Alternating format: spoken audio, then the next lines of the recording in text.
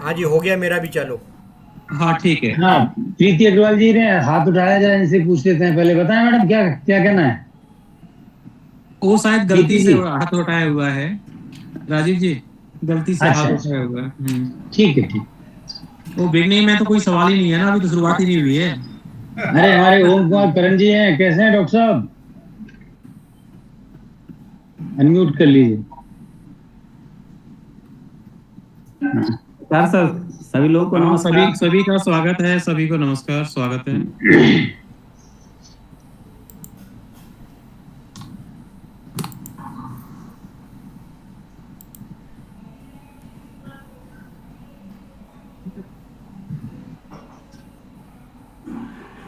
Agarwal sir, हो गया हाँ, हो आपका? गया ना सर। ठीक है, तो मैं बहुगुणा जी तैयार हैं आप लोग? जी जी जी, मेरी हाँ, तरफ तो से हो गया मैं है।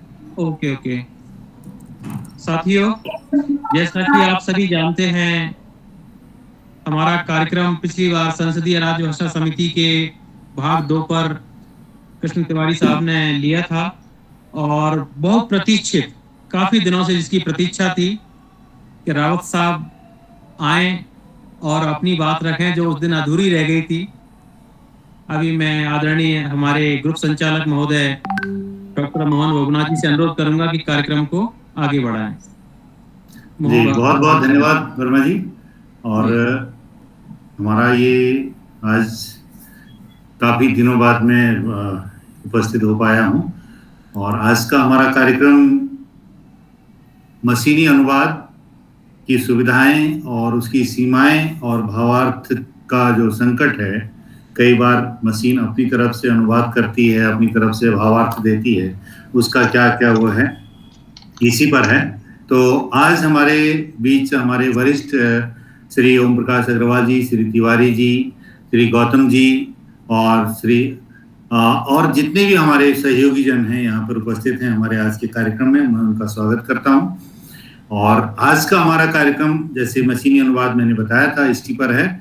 मशीनी अनुवाद आज से नहीं, मैं इससे मशीनी अनुवाद मंत्रा और अन्य सुविधाओं से लगभग 1997 से के आसपास से जुड़ा हुआ हूँ। और तब से मंत्रा पे काम कर रहा था, और धीरे धीरे और भी कई इस बीच आते चले गए। मंत्रा कहाँ गया, कहाँ कितना चला नहीं चला, ये एक अलग चीज़ है। लेकिन आज हमारे पास उससे भी अच्छी अच्छी चीज़ें और अच्छी अच्छी सुविधाएं हमारे पास हैं। और एक नहीं, कई कई सुविधाएं हैं। इसी पर हमारा आज का कार्यक्रम है। और आज के हमारे मुख्य वक्ता आईआईटी खड़गपुर में वरिष्ठ राजभाषा अधिकारी, वरिष्ठ हिंदी अधिकारी श्री डॉक्टर राजीव कुमार रावत जी हैं। उनको अनुवाद के क्षेत्र में और हिंदी राजभाषा कार्यान्वयन के क्षेत्र में एक लंबा अनुभव है। अनुवाद उनका प्रिय विषय रहा है, और अनुवाद के साथ साथ भारतीय वाङ्मय और भारतीय साहित्य और भारतीय संस्कृति पर भी उनकी अच्छी पकड़ है। तो आइए जानते हैं अनुवाद के बारे में उन्हीं से। कविता वाघमारे जी, अपना ये थोड़ा प्रेजेंट स्टॉप कर दीजिए कविता जी। और राजीव जी, आप अपना इसको स्टार्ट कीजिए, तो वो अपने आप ही हट जाएगा। नमस्कार सभी को, बहुत बहुत नमस्कार, धन्यवाद Bahuguna sir, Verma sir, Shyam ji, Agarwal sir, Tiwari ji, मेरे सभी वरिष्ठ जन और बहुत से वरिष्ठ जन आज की इस सभा में उपस्थित हैं। मैं सभी का हार्दिक स्वागत करता हूं। मेरे बहुत से पुराने मित्र डॉक्टर ओम कुमार करन जी राजस्थान से, और परिहार जी, बहुत सारे लोग आप यहाँ पर हैं। मैं सभी को अपने हृदय की गहराइयों से प्रणाम करता हूँ। सौभाग्यशाली हूँ मैं कि मुझे अवसर आज मिला है कि मैं अपने लोगों के बीच में कुछ अपनी बात कह सकूं। मैं ये कोई दावा नहीं करता कि ये आपको कुछ भी नया या कोई बहुत ज़्यादा तकनीकी कोई जानकारी मैं दूंगा। मैं बहुत ही इसको मूलभूत आधार पर लेके चल रहा हूँ, जैसा कि आज का विषय है कि मशीनी अनुवाद की सीमाएं एवं भावार्थ संकट। हम सभी लोग यहाँ पर अधिकतर अनुवादक, अधिकारी और हिंदी से जुड़े हुए लोग हैं, और अनुवाद हम सबका दिन प्रतिदिन का कारोबार है। हमें इससे जूझना भी होता है, यही हमारा सृजन भी है, यही हमारी रोजी रोटी भी है।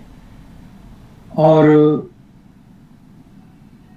इसमें अब बहुत सी नई नई तकनीकों के प्रयोग के साथ, जैसे कि हर काम में, हर विधा में मशीनों ने प्रयोग किया है, कंप्यूटर ने प्रवेश किया है, उसी तरह से अनुवादक के कार्यकलापों में भी मशीन की, कंप्यूटर की बहुत जबरदस्त घुसपैठ हुई है। इस दौर में वो लोग अभी बचे हुए हैं, शिखर पर स्थापित हो रहे हैं, जो कि बदलते हुए जमाने के साथ अपनी पुरानी चीजों को छोड़कर नई नई तकनीकों को आत्मसात करने में जिन्होंने कुछ प्रयास किया, और आज वो तकनीकी के क्षेत्र के न होते हुए भी तकनीक में बहुत आगे खड़े हैं, जिनमें कि श्री ओपी अग्रवाल जी, श्री कृष्ण तिवारी जी, डॉक्टर मोहन बहुगुणा जी, श्री आरपी वर्मा जी, श्याम जी, ये सब लोग और बहुत सारे लोग हैं जो कि किसी भी रूप में तकनीक के पढ़े हुए लोग नहीं थे, तकनीक जिनका विषय नहीं थी, बीटेक, एमटेक, एमसीए नहीं थे।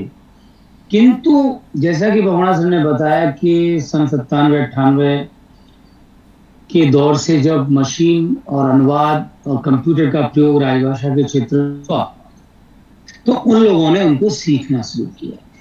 तो हमारे ये सब लोग गुरु हैं, हम इनसे सीखते जानते ही बड़े हैं। तो मैं प्रयास करूंगा कि आज के विषय के साथ थोड़ा मैं न्याय कर पाऊं। अनुवाद मेरा काम रहा है, केंद्रीय अनुवाद ब्यूरो मैं 2005 में जब प्रशिक्षण के लिए गया, तब 3 महीने का कोर्स हुआ करता था। मैं मूलतः एक इलेक्ट्रॉनिक्स और इलेक्ट्रिकल इंजीनियरिंग का आदमी हूँ, लेकिन रोजी रोटी की तलाश में अनुवाद में, हिंदी की नौकरी में आया। तो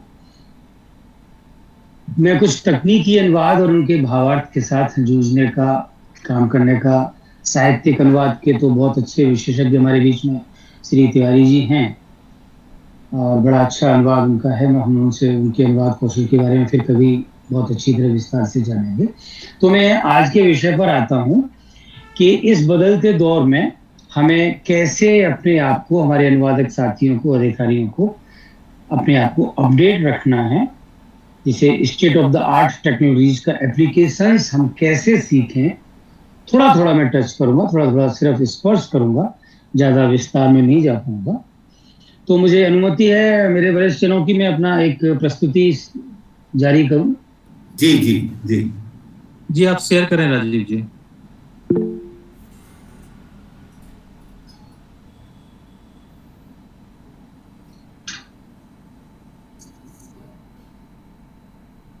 मुझे ये मेरी प्रस्तुति आपको दिखाई देने लगी? पहली स्लाइड दिखाई दे रही है?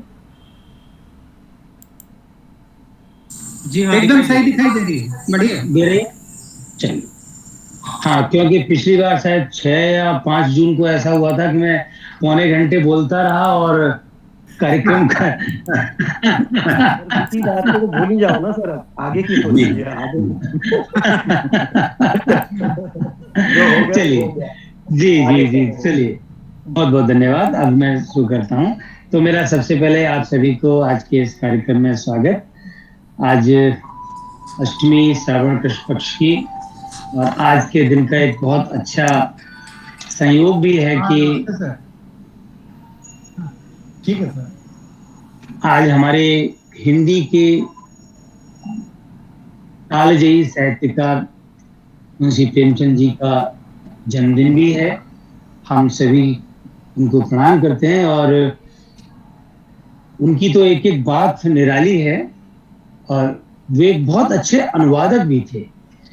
और उन्होंने जिन लेखकों को दूसरी भाषाओं के को पढ़ा था, उनसे प्रभावित हुए थे। उनके लेखन में भी आप देखेंगे ये प्रेमचंद जी को पढ़ते हुए कि जितना रूसी, जर्मन, फ्रेंच, अंग्रेजी के शब्द आते हैं, बड़ा प्रभावित करते हैं, बांधती है उनकी कथा, किस्सा गोई।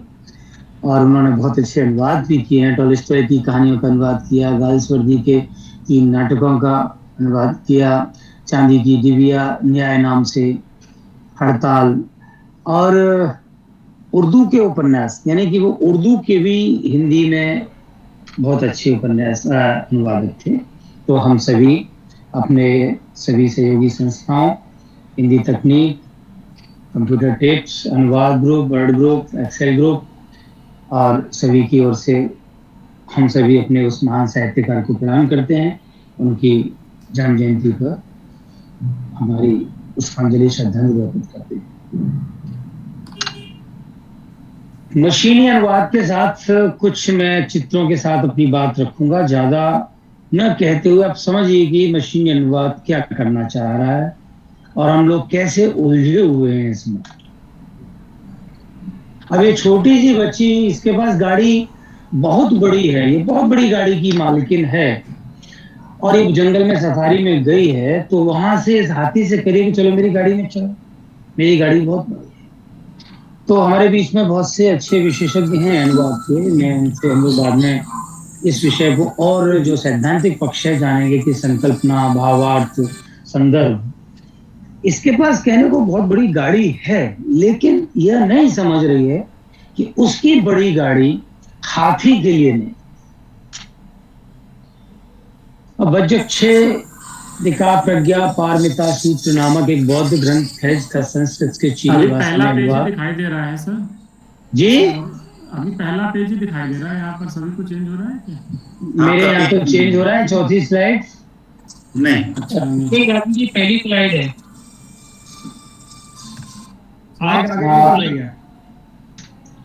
अच्छा, अभी मैं फिर करता हूँ। मेरे यहाँ तो मैं स्लाइड बढ़ा रहा हूँ, लेकिन जब मैं प्रेजेंटेशन में जाता हूँ, स्लाइड शो में जाता हूँ, अभी ये दिखाई दे रहा है।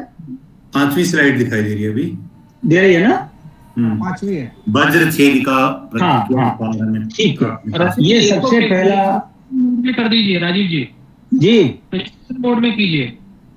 प्रेजेंटेशन में ये स्लाइड शो में नहीं जाऊं? नहीं, स्लाइड शो ही कीजिए ना, अभी स्लाइड शो नहीं हो रहा है। मतलब ये स्लाइड शो में हूँ, मैं स्लाइड शो में हूँ, मैं स्लाइड शो में हूँ सर। मेरी पूरी स्क्रीन पे स्लाइड है। फ्रंट से कर दीजिएगा। अच्छा, पूरी स्क्रीन पे है आपकी? नहीं, पूरी स्क्रीन पे नहीं है। पूरी स्क्रीन नहीं आ रही है, प्रॉब्लम है। चलिए मैं ऐसे देखता हूँ, ऐसे आपको एक स्लाइड मिल रही है? ठीक है, ये तो दिख रहा है। चलिए इसी में चलते हैं, कोई दिक्कत नहीं। ठीक है। तो कुछ सैद्धांतिक पक्ष हैं, मैं उनको ज्यादा नहीं उनके बारे में बात करता हुआ चलूंगा, सिर्फ आप एक नजर मारते हुए चलें।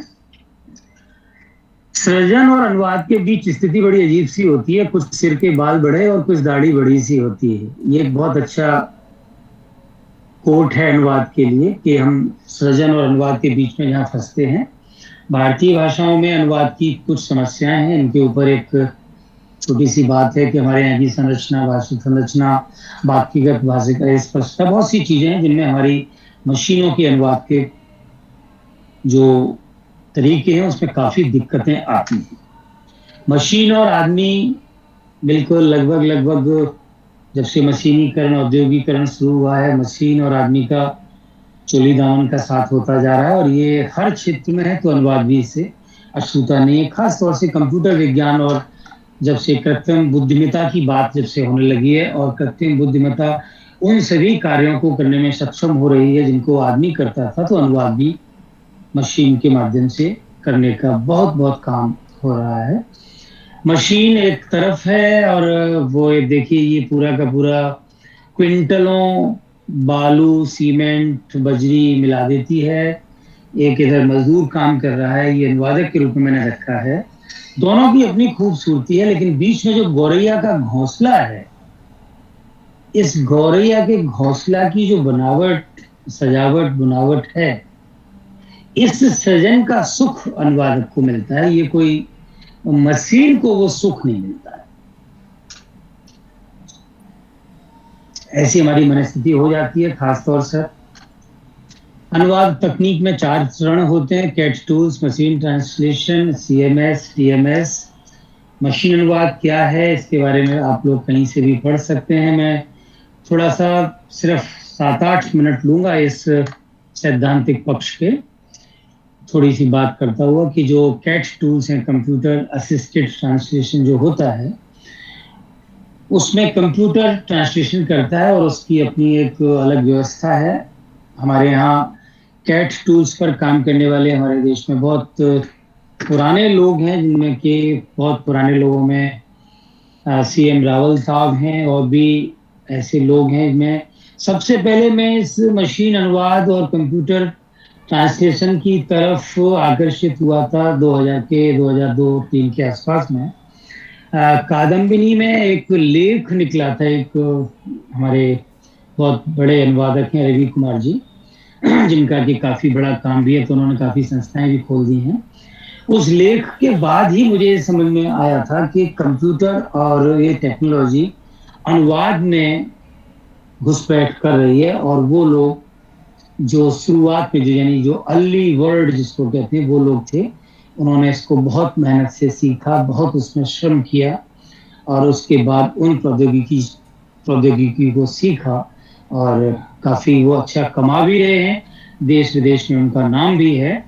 और ये एक अलग ही विधा तैयार हो गई है, एक ये अलग ही कौशल तैयार हो गया है मशीन अनुवाद का या कंप्यूटर एडेड टूल्स के अनुवाद का। मशीन अनुवाद, मशीन एक सॉफ्टवेयर पर जो काम करती है, वो एक अलग प्रोग्राम उसका है, वो सारी की सारी तकनीकी चीजें हैं। जैसे कि हम लोग अभी जानते हैं गूगल अनुवाद को, गूगल के साथ साथ अभी बहुत से और भी प्लेयर है इस क्षेत्र में, जो कि आप देख सकते हैं। अगर कभी कभी मौका लगे तो आप इनको भी ट्राई करिए, जिनको कहते हैं कि इनको भी थोड़ा प्रैक्टिकल करिए, आपको और अच्छे अनुभव होंगे। हो सकता है कि गूगल क्योंकि बहुत ज्यादा प्रयोगता के साथ मित्रवत व्यवहार करता है और हमारे सभी के पास बहुत सुविधा है, तो हम लोग गूगल के ऊपर अति आश्रित हो गए हैं, लेकिन और भी इस क्षेत्र में कंपनी है। तुलनात्मक रूप से भी देखा जाए तो गूगल वैश्विक रूप से एक बड़ी टीम है, बड़ा साधन है, जो कि सभी को मात दे रहा है। बहुत विस्तार में जाना हो तो आप कहीं भी गूगल करेंगे तो आपको ये सब मेरी जानकारियां मिल जाएंगी। आप वर्मा सर वगैरह बहुत अच्छी क्लास लेते हैं, विजय सर नगरकर जी भी क्लास लेते हैं बहुत अच्छी मोबाइल कैमरे के बारे में, जो कि हमारे टूल्स जो उसमें है, लेंस है, गूगल लेंस वगैरह है, उससे हम अनुवाद का काम ले सकते हैं। थोड़ी सी एक बात समझने की छोटी सी कि मशीन अनुवाद काम कैसे करता है, और इसका इतिहास आज से ही नहीं है, सन 1954 से है, जब सबसे पहले पहला मशीन ट्रांसलेशन का डेमोस्ट्रेशन किया गया था जॉर्ज टाउन IBM एक्सपेरिमेंट में इसके नाम से, और कंप्यूटर ने 60 वाक्यों का रशियन से अंग्रेजी में अनुवाद किया था। ये 1954 से इतिहास चल रहा है, हम लोग बहुत लेट हैं जो इसको आज सीख पाए हैं। 3 तरह के मशीनी अनुवाद होते हैं, 3 तरह के मतलब 3 उसकी प्रक्रियाओं पर उसमें अंतर हो सकता है। एक होता है रूल बेस्ड के, एक नियम बना दिया कि आई मीन्स मैं, और एक स्टेटिस्टिकल कुछ आंकड़ा है, उन आंकड़ों का एक अनुवाद मशीन को दे दिया गया। जब जब वो आंकड़े वो पूरा का पूरा सेट आएगा, मशीन उनका वही अनुवाद रख देगी। एक न्यूरल ट्रांसलेशन, जो कि अधिकतर हम जो आज देख रहे हैं, कर रहे हैं, जो गूगल ट्रांसलेटर है, डीपल है, माइक्रोसॉफ्ट बिंग ट्रांसलेटर है, ये वगैरह जितने भी हैं, ये सभी अब न्यूरल ट्रांसलेशन पर काम कर रहे हैं। बहुत सी तकनीक आप अपने मोबाइल के साथ, अपने PC के साथ सीख चुके होंगे, जानते होंगे कि ये अनुवाद कैसे तुरंत हो जाता है। इसके कुछ चरण हैं कि कैसे वो मशीन एक फाइल को उस मशीन का जो ट्रांसलेशन इंजन है उसके थ्रू गुजारा जाता है, और उस इनपुट को वो मशीन चेक करती है, और अपना जो उसका रूल है, यानी रूल बेस्ड है, स्टैटिस्टिकल है, न्यूरल है, उसके आधार पर वो उन शब्दों के स्थान पर, शब्द वाक्य के स्थान पर वाक्य या जो सिंटैक्स है या जो भी सिस्टम उसको दिया गया, जो प्रोग्रामिंग की गई है, उसके आधार पर वो डिलीवरी करता है। हमारे अनुवादक कंप्यूटर के विषय में बहुणा सर ने बताया कि मंत्र पहले हमारे CDEC और राजभाषा विभाग ने बनाया था, अभी भी बहुत अच्छी तरह काम करता है। कहीं कहीं लोकसभा राज्यसभा में बहुत अच्छा एक अनुवादक के सहायक के रूप में मंत्र अभी भी काम करता है। यद्यपि भारत सरकार के अन्य कार्यालयों में इस पर ज्यादा प्रयोग नहीं हुए, उपयोग नहीं हुए, इसलिए फीडबैक कम मिली और ये उतना नहीं चला। ई अनुवाद का अर्थ यही है कि हम मशीन से अनुवाद कराएं, और हमारे यहाँ बहुत से परियोजनाओं पर काम हुआ, हो भी रहा है। मंत्र है, अनुसारक IIIT हैदराबाद में प्रोफेसर बी चैतन्य है, IIT कानपुर ने बहुत काम किया, IIT बॉम्बे ने काम किया, professor Pushpak Bhattacharya, professor P Chakraborty वगैरह, professor Rajeev Sangal, professor Vineet Chaitanya, professor Soma Bandopadhyay, ये बहुत से लोग हैं जो इस काम में बहुत गंभीरता से लगे हुए हैं। प्रोफेसर विनीत चैतन्य को तो मैं जब मिलता हूँ, जब मैंने उनको देखा है, एक ऋषि की तरह से तपस्या करते हुए पाया इस अनुसारक प्रोजेक्ट में। आज भी वो इसमें लगे हुए हैं और चिन्मय फाउंडेशन की मदद से वो इसमें लगे हुए हैं। न कि सिर्फ हिंदी, इंग्लिश, पूरी भारतीय भाषाओं के लिए उनकी चिंताएं हैं। हम पूरे देश भर से करीब 12-14 लोगों को लेके 2 हफ्ते उनके इस प्रोजेक्ट में। आवाज मेरी ठीक आ रही है? नहीं, ठीक आ रही है राजीव जी, आवाज आ रही है? आ रही है। मेरा यहाँ पर 100 है, ठीक है। तो ये अनुसारक एक बहुत अच्छा प्रोजेक्ट चल रहा है, जिसके कि सफल होने पर निश्चित रूप से हिंदी और भारतीय भाषाओं में अनुवाद की बहुत अच्छी सुविधा होगी, सकती है। ये IIT हैदराबाद एक प्रोजेक्ट इनका भी चल रहा है, और गूगल तो है ही। आंग्ल भारती, ये जो रिपोर्ट और हमारे जो समाचार वाचक होते थे उसका प्रयोग आंग्ल भारती का होता था। बहुत सारी और ऐसी चीजें हैं जो कि हमेशा से प्रयोग में हैं, लेकिन हम उनके विषय में कम जानते हैं। कहीं कहीं जो चूक आती है तब हमको लगता है कि ये चूक क्यों हुई, तब हमको कोई बताता है कि अरे वो तो मशीन का अनुवाद था, मशीन ने ऐसा कर दिया, तब हमारा ध्यान जाता है। तो आज की जो मेरी बातचीत है उसका जो संदर्भ है वो यही है कि जो मशीन अनुवाद है, हम उसके बारे में थोड़ा सा जानें कि मशीन अनुवाद की एक सीमा है। एक अनुवादक को, एक हिंदी अधिकारी को, हिंदी कार्मिक को मशीनी अनुवाद के ऊपर पूर्णतः निर्भर नहीं होना चाहिए। उसे अगर मशीन से मदद लेनी भी पड़ती है, जो कि हम हर कोई आज की तारीख में लेते हैं, लेकिन उसके बाद बहुत ही विवेक सम्मत व्यवहार के साथ ही उसको प्रयोग में लाना चाहिए। कभी भी कॉपी पेस्ट करने की गलती सरकारी कामकाज में न करें। आप सभी लोगों ने देखा होगा, अभी भी आप कभी भी देख सकते हैं कि बहुत सी सरकारी वेबसाइट ऐसी हैं जिन्होंने कि अपने आप को सीधे सीधे गूगल ट्रांसलेट से जोड़ के और उसी सामग्री को अपनी वेबसाइट के ऊपर रख दिया है। बड़ा दुख होता है उस अनुवाद को पढ़ते हुए, क्योंकि उन विभागों में 10-10, 20-20, 50-50, 100-100 लोगों के अनुवादकों की फौज है। उसके बाद भी गूगल से या कहीं सीधे मशीन से बड़ा अटपटा सा अनुवाद उन लोगों ने अपनी वेबसाइटों पर लगा रखा है। ये बदला जाना चाहिए। बिना संदर्भ के अनुवाद एक बहुत बड़ा संकट होता है। जब हमारे कार्यालय बदले, पहले हमारे अनुवादक ऐसे काम किया करते थे, एक एक कागज में 7-7 कार्बन लगा के 8-8 कागजों के ऊपर ठक ठक ठक ठोक ठोक के अनुवाद लिखते थे या हाथ से करते थे। अब हमारे कार्यालयों का स्वरूप बदल गया, तो हम अनुवादकों को भी बदलने की बहुत जरूरत है। कंठस्थ है, जिसके बारे में कि पूरे विस्तार से कभी भी चर्चा की जाएगी, लेकिन हाँ, कंठस्थ अब आज के समय में सरकारी कार्यालयों में ही नहीं बल्कि बाहर के सभी लोगों के लिए बहुत अच्छा उपकरण है, जिसको कि हम सभी को सीखना चाहिए और इस पे काम आना चाहिए। हम इस काम को सीखेंगे, अपने काम को सहेजना सीखेंगे कंप्यूटर में कंठस्थ के माध्यम से, तो निश्चित ही हर अनुवादक को थोड़ी सी सरलता होगी कि उसे बार बार उसी काम को नहीं खोजना पड़ेगा। जहां जहां जो परिवर्तन उसकी सामग्री में होगा वो उस परिवर्तन को हाईलाइट कर देगा कंठस्थ, उतना आप परिवर्तन कर सकते हैं और अनुवाद आपका एक कौशल विकसित अनुवाद में आपका कौशल विकसित हो सकता है। कंठस्थ को थोड़े ध्यान से सीखने और समझने की और अपनाने की जरूरत है हर राजभाषा कार्मिक को। वर्ड में भी अनुवाद संभव है, ये भी आप जानते ही हैं कि आजकल खासतौर से ऑफिस 365 में या 2019 में पहले से ही ये सुविधाएं थी। पहले ऑफिस में भी वर्ड में आप इस अनुवाद को उसी पेज में जहां आप काम कर रहे हैं वहीं राइट क्लिक करके उस सामग्री को लेके ऊपर ट्रांसलेट उसको कर सकते हैं। अब मैं गूगल ट्रांसलेट की कुछ चीज़ों के साथ आपको लेके चलूंगा। हालांकि ये प्रेजेंटेशन बहुत बड़ा है, इसमें करीब 250 और दूसरी जगह पे 500-600 स्लाइड हैं। मैं कुछ चीज़ों के साथ आपके साथ इसको चर्चा में रखूंगा कि भावार्थ का संकट मशीनी अनुवाद में, चाहे किसी भी मशीनी अनुवाद की आप मदद लें, गूगल की लें, SDL की लेंगे तो एक अलग बात है क्योंकि वो एक दूसरी प्रक्रिया पर है और पेड है।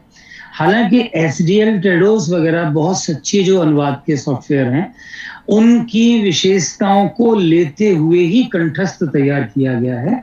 तो अगर कंठस्थ को आप ज़्यादा से ज़्यादा सीख जाएंगे तो मशीनी अनुवाद की जो भावार्थ संबंधी, संकल्पना संबंधी, संदर्भ संबंधी जो समस्या है वो दूर हो जाएगी, क्योंकि जिस संदर्भ का अनुवाद आपने कंठस्थ से कराया है अपने कार्यालय का, उस संदर्भ में ही जब आप अगला अनुवाद कभी आपके पास काम के लिए आता है तो आपकी जो ट्रांसलेशन मेमोरी है, आपका अपना जो स्मृति कोश है, जो आप जिसको प्रयोग में लाते हैं, वो वहीं से उसको उठाएगा जो आप उसको कहेंगे कि कौन सी TM यूज करनी है, कौन सी TM का प्रयोग करना है। अब जैसे कि हमारे अंग्रेजी में एक वाक्य है, we have created space for offices, laboratories, classrooms, student mess etcetera. Google ने इसका अनुवाद किया, हमने अस्थायी सेट के निर्माण के माध्यम से कार्यालयों, प्रयोगशालाओं, कक्षाओं, छात्र गंदगी, यानी कि मेस शब्द जो कि भोजनालय के लिए है उसके लिए गूगल छात्र गंदगी लिख रहा है। The institute has witnessed a substantial increase in students intake and we have made every possible effort. यहाँ इनटेक का अर्थ यह है कि जो पहले JEE में या NIT में या किसी इंजीनियरिंग कॉलेज में जितने विद्यार्थियों की संख्या आती थी, अब बढ़ती हुई संख्या के लिए स्टूडेंट्स इनटेक यानी विद्यार्थियों की प्रवेश संख्या, गूगल उसको सिर्फ इनटेक से बिना किसी संदर्भ के उन्होंने कितना बड़ा अर्थ का अनर्थ कर दिया कि स्टूडेंट्स इनटेक को, छात्रों के सेवन में काफी वृद्धि देखी है। अधिकांश संख्याओं की अनुवाद में गूगल या मशीन गलती करती है। जहां 28 हाईली क्वालिफाइड फैकल्टी था, वहां संस्थान में 28 और ब्रैकेट में 38, और जहां नीचे में 38 ब्रैकेट में 38, वहां भी 28 और ब्रैकेट में 28। तो जब कभी आप मशीन की सहायता से कोई ऐसा अनुवाद कर रहे हैं जहां पर कि संख्याओं का प्रयोग है, तो आपको बहुत चौकन्ना होने की जरूरत है। 57 यहाँ ब्रैकेट में 57 सही है, लेकिन शब्दों में 27 लिखा है। एक वाक्य आया कि accommodation of all students due to the increase in students intake, the institute has been forced to hire several buildings in Ravangla town to accommodate the students. छात्रों के सेवन में वृद्धि के कारण संस्थान को छात्रों को समायोजित करने के लिए रवांगला टाउन में कई इमारतों को किराए पर लेने के लिए मजबूर किया गया है। तो मशीन ट्रांसलेशन में देखिए भावार्थ का संकट खड़ा हो गया कि जहां अंग्रेजी का वाक्य कह रहा था कि क्योंकि विद्यार्थियों की संख्या में वृद्धि हुई है और संस्थान में जो इमारतें मौजूद हैं उनमें उन विद्यार्थियों को नहीं रखा जा सकता है, इसीलिए रवांगला शहर में बहुत सारे भवनों को किराए पर लेने को बाध्य होना पड़ा है, या ऐसी परिस्थिति पैदा हुई है। जो मैंने 4 आपको वाक्य कहे, परिस्थिति पैदा हुई है, परिस्थितिवश या ऐसा बाध्य होना हुआ है, या ऐसी स्थिति बनी है कि हमको लेने पड़े हैं। तो अगर हिंदी में हम ऐसा लिख देते हैं कि लेने पड़े हैं या किराए पर लेने पड़े हैं, तो वह अंग्रेजी के फोर्स्ड टू का सही भावार्थ होता है। लेकिन मशीन फोर्स्ड टू का अर्थ समझती है कि कहीं कुछ मजबूर किया गया है। एक पता आता है जॉइंट सेक्रेटरी वगैरह का डिपार्टमेंट, HRD पहले जब हुआ करता था, शास्त्री भवन न्यू दिल्ली। मशीन ने बिना कुछ जाने बूझे इसका अनुवाद कर दिया राष्ट्रपति भवन। तो मेरा फिर वही निवेदन है कि कहीं भी मशीन से अनुवाद करा के यों का त्यों किसी भी सरकारी कागज में न रखें। देखिए, डायरेक्टर हमारे NIT, IIT वगैरह के जो संस्थान हैं, उनमें जो डायरेक्टर होते हैं वो निदेशक होते हैं, निर्देशक नहीं। मशीन इस संकल्पना को नहीं समझती है कि जो IIT का जो डायरेक्टर है वो निर्देशक नहीं है। रजिस्ट्रार को वो रजिस्ट्रार ही लिखेगी, कहीं कुल सचिव भी लिखते हैं। एक्सटर्नल मेंबर से बाहरी सदस्य होते हैं, लेकिन हम हिंदी अनुवादक हैं, हिंदी अधिकारी हैं, हमारे लिए थोड़ा बाहरी सदस्य लिखना थोड़ा सा अटपटा सा रहेगा, तो हमें इसके लिए अपना शब्द ढूंढना पड़ेगा। IIT KGP, IIT खड़गपुर का शॉर्ट फॉर्म है। हम जब इसको हिंदी में अनुवादक लिखेगा तो इसको IIT खड़गपुर लिखेगा, लेकिन मशीन को नहीं पता है तो इसको IIT KGP ही लिख दे। नीचे है professor Priya Agarwal, department of English, central university of Rajasthan. तो प्रोफेसर सुप्रिया अग्रवाल, अंग्रेजी केंद्रीय राजस्थान विश्वविद्यालय। तो ये गड़बड़ मशीन आपके अनुवाद के साथ करती है। Department of English comma central university of Rajasthan था और मशीन ने उसको प्रोफेसर सुप्रिया अग्रवाल अंग्रेजी कॉमा केंद्रीय राजस्थान विश्वविद्यालय यानी कि विभाग शब्द चला गया। कहीं से कहीं कोई शब्द मशीन आपका रख देती है, इसीलिए ये भावार्थ और अनुवादक के लिए बड़ा संकट खड़ा हो जाता है। इंजीनियरिंग को इंजीनियरिंग लिखा जा रहा है, जबकि हमारी कोशिश होती है कि हर अनुवादक वैज्ञानिक एवं तकनीकी शब्दावली आयोग या ई महाशब्दकोश में प्रयुक्त शब्दों का प्रयोग करे। विभाग शब्द को कहीं भी रख दिया गया। इलेक्ट्रिकल इंजीनियरिंग को हम सीधे सीधे वैद्युतिक अभियांत्रिकी लिखते हैं, लेकिन वह इलेक्ट्रिकल इंजीनियरिंग भी लिख सकती है।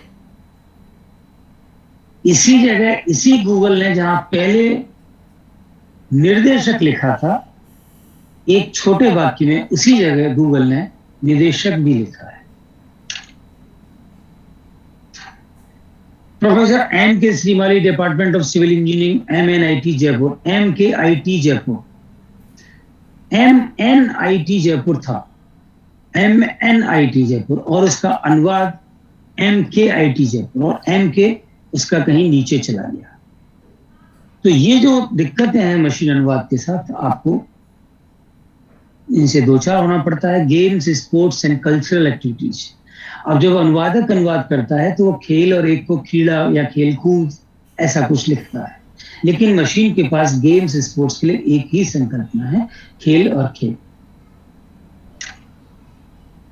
ये इतना बड़ा वाक्य है, admissions to all undergraduates, और इसका अनुवाद अधूरा है। आप इसको पढ़ेंगे बिल्कुल आपको सही लगेगा, लेकिन जब आप शब्द दर शब्द, वाक्य दर वाक्य अंग्रेजी वाले सामग्री को पढ़ेंगे तब आपको लगेगा कि हिंदी में अनुवाद पूरा नहीं आया। बहुत सी चीजें हैं जिनको कि आपको हमेशा ध्यान रखना होगा। मैं कुछ और स्लाइड जो महत्वपूर्ण बीच में आएंगे, मैं उन पर बीच में चर्चा करूंगा। मैं जल्दी चलूंगा। यहाँ पर लिखा था 3rd, 5th और 7th सेमेस्टर। ये इसको 3, 5 में या में, यानी कि ये गलतियां जहां गिनती आएंगी वहां जरूर होगी, और कहीं कहीं ये अंग्रेजी के अंकों को हमारे जो हिंदी के पुराने भारतीय अंक लिखने की पद्धति है उसमें भी अनुवाद कर देती है। देखिए यहाँ पर 84 ब्रैकेट में सही लिखा है 84, लेकिन संख्या जहां अंकों में लिखी गई है वहां 38। हम लोग, हमारे जो साथी होते हैं जो अपने नाम के आगे मोहम्मद लगाते हैं, उनके लिए हम लिखते हैं एमडी। तो ये एमडी को मशीन नहीं समझती है और ये उसको कहीं एमडी ही लिख देती है, कहीं डॉक्टर ऑफ मेडिसिन लिख देती है।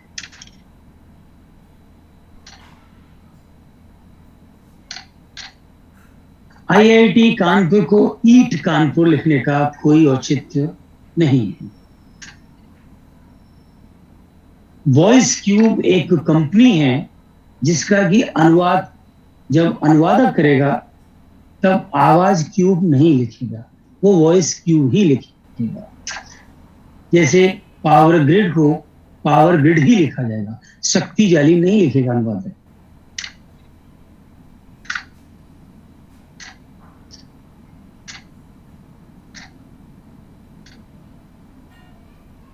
ये बहुत सारी चीजें हैं, इनमें कुछ ना कुछ गलती है, इसलिए मैं उनको आपको दिखाने के लिए ही नहीं, बल्कि क्योंकि जब हम काम करते हैं तो निश्चित ही इस सुविधा का लाभ लेना होता है, लेकिन उसमें जो चूक आती है वो चूक को मैं रिकॉर्ड कर लेता हूं कि ये आगे कभी किसी जगह बताने समझाने के काम आए कि TT table is available in the hostels.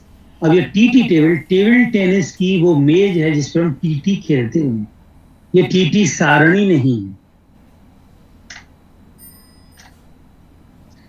Induction एक कोर्स होता है, कोर्स इन द सेंस एक प्रोग्राम होता है जो इंजीनियरिंग कॉलेज, खासतौर से हमारी आईआईटी वगैरह, जब हमारे यहाँ पहले वर्ष के छात्र आते हैं तो हम उनके लिए एक इंडक्शन प्रोग्राम करते हैं जिसमें कि सारे डिपार्टमेंट के लोग, सारे संस्थान के लोग, उनको 5-5, 10-10 मिनट, 15-15 मिनट पूरी कार्य प्रणाली को समझाते हैं। एक तरह से ये उनका परिचय कार्यक्रम होता है कि वो संस्थान को जाने।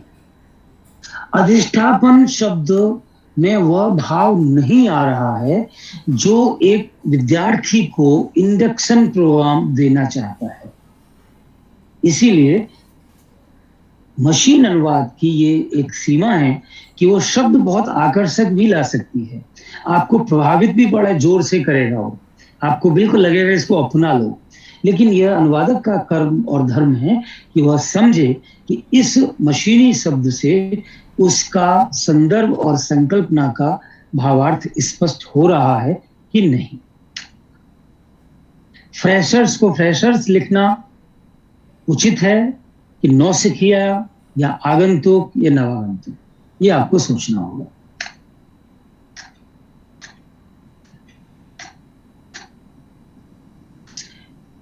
साफ साफ एक शब्द है ABHIYANTRAN, अभियंत्रण। और अभियंत्रण को आप समझ सकते हैं कि यह अभियांत्रिकी से जुड़ा हुआ कोई एक समारोह है, कोई उत्सव है, कोई कार्यक्रम है, लेकिन मशीन उस अभियंत्रण को अभयंतरण करेगी, जो कि अभियंत्रण से अभयंतरण बिल्कुल अलग दो शब्द हो जाएंगे।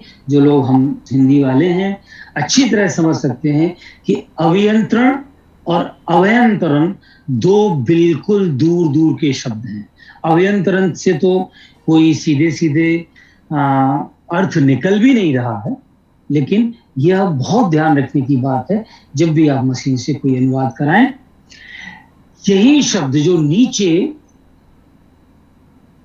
दोबारा आता है इसी एक ही ट्रांसलेशन के समय में, इसको मशीन अभियान 2018 लिख देती है। यानी कि यह आप समझिए कि जब पहली बार पहली लाइन में अभियंत्रण आया तो उसको मशीन ने अभियंत्रण कर दिया, और वही शब्द जब नीचे उसी पंक्ति में दूसरी पंक्ति में आता है तो उसको अभियान लिखता है। यानी कि सोचिए अब आप अपने शब्द के भावार्थ से कितना कोस दूर, कितने किलोमीटर, कितने योजन दूर चले गए अगर मशीन अनुवाद के ऊपर आप पूरी तरह निर्भर हो गए। तो आप लोगों ने पिछले 1-2 वर्ष पहले संघ लोक सेवा आयोग, कर्मचारी चयन आयोग और भी बहुत सारे परीक्षाओं में आपने देखा होगा कि अनुवाद की कितनी शीशा लेदर हुई है, कितनी आलोचना हुई है, उसका कारण यही है कि जो प्रश्न पत्र बनाने वाले अध्यापक वर्ग के लोग होते हैं वे अधिकांशतः, और वो लोग, मैं ये कह सकता हूं कि अधिकांशतः उनकी सोच ऐसी है कि हिंदी अधिकारी, हिंदी अनुवादक तो करना क्या है, काम क्या है, हम तो गूगल से कर लेंगे ना, करा लेंगे ना। और वो हम लोगों को अधिकांशतः अपनी उस गोपनीय कार्यप्रणाली में शामिल भी नहीं करना चाहते हैं, और इस वजह से वो अपने ही आप मशीन से अनुवाद लेके प्रश्न पत्र बना के रख देते हैं, और फिर जो शीशा लेदर होती है तब दुनिया में कोई ये सवाल नहीं उठाता, कोई सोशल मीडिया, कोई सरकार, कोई विभाग ये नहीं कहता कि ये अनुवाद मेरे अनुवादक ने या मेरे अधिकारी ने नहीं किया है, तब कहीं ये चर्चा नहीं होती। सारी दुनिया से गालियां मिलती हैं अनुवादक और हिंदी अधिकारी को, जबकि वो अनुवाद मशीनों से किया गया होता है। वो हिंदी अधिकारी या हिंदी अनुवादक उस प्रक्रिया का अंग ही नहीं होता अधिकांश। और बहुत सी चीजें हैं, मैं थोड़ा थोड़ा जहां जरूरी है, कुछ जगहों पर अनावश्यक ऐसे चिन्ह गूगल दे देता है जो कि कहीं हमारी मूल सामग्री में नहीं होते।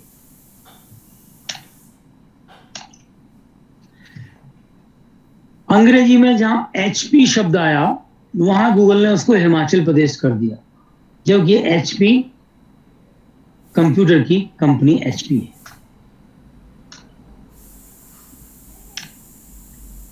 अगर आपके अंग्रेजी पाठ में कोई गलती है तो मशीन उस अंग्रेजी पाठ की गलती को नहीं सुधार सकती। यह अनुवादक ही कर सकता है कि जब वो अनुवाद करेगा तो अंग्रेजी के पाठ की या जिस स्रोत भाषा के पाठ की लक्ष्य भाषा में अनुवाद करने से पहले एक बार पढ़ेगा, 2 बार पढ़ेगा, तब उसमें वो कुछ सुधार भी कर सकता है जो कि मशीन नहीं कर सकती। जहां कहीं भी अनुवाद में गवर्नमेंट ऑफ इंडिया शब्द आएगा उसे मशीन कहीं भी सेट कर देती है, कोई बिना सिमेट्री के, बिना किसी क्रम के। कंप्यूटर साइंस में एक शब्द आता है ट्री, जो कंप्यूटर साइंस की संकल्पना है ट्री, ये पेड़ नहीं है, वृक्ष नहीं है। तो यह आपको जरूर ध्यान देना होगा मशीन से अनुवाद अगर आप करा रहे हैं कि आपकी संकल्पना, आपका संदर्भ क्या है। 12 LPA का अर्थ ये नहीं समझा। एप्लीकेशन का अर्थ आवेदन नहीं होता है, हमेशा अनुप्रयोग भी होता है। जहां KR है, राजीव कुमार, राजीव KR, तो हम उसको अनुवाद करते समय कुमार लिखेंगे, लेकिन मशीन उसको KR को कुमार नहीं समझेगी। कभी कभी ईमेल में जो शब्द होते हैं वो उनका भी अनुवाद कर दिया जाता है। जैसे किसी का ईमेल है, उसमें कोई शब्द अंग्रेजी का है, उसको भी वो हिंदी में अनुवाद करते। स्पीच प्रोसेसिंग एक शब्द आता है, यह वाक् प्रसंस्करण है जो हम गले से बोलते हैं, यह भाषण प्रसंस्करण नहीं है। असेंबली शब्द आता है अधिकांशतः, तो असेंबली शब्द के लिए मशीन ट्यून्ड है विधानसभा लिखने के लिए, जबकि यहां पर असेंबली एक कॉम्बिनेशन है, एक संयुक्त, एक विधि है, एक संयुक्त, एक उपकरण, बहुत सी चीजों को मिलके जो बना है उसको भी हम असेंबली कहते हैं।